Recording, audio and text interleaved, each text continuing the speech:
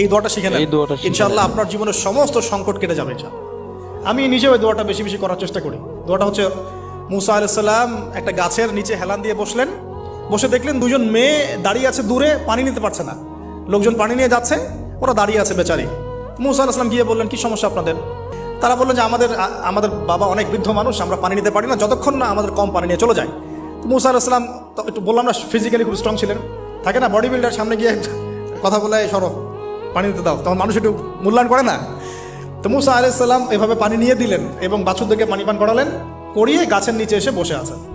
বসে বসে তিনি দোয়া করছেন, এই যে দোয়াটা তিনি দোয়া করছেন, রব্বি, একটা নেক কাজ করলেন না, মানুষের উপকার করলেন, নেক কাজ করে এসে গাছের নিচে বসে দোয়া করছেন, আল্লাহ এখানে তো আমার খাবার পানি বাসস্থান কিছুই নাই, আমি কি করব? রব্বি ইন্নি লিমা আনজালতা ইলাইয়া মিন খায়রিন ফাকির, রব্বি ইন্নি লিমা আনজালতা ইলাইয়া মিন খায়রিন ফাকির।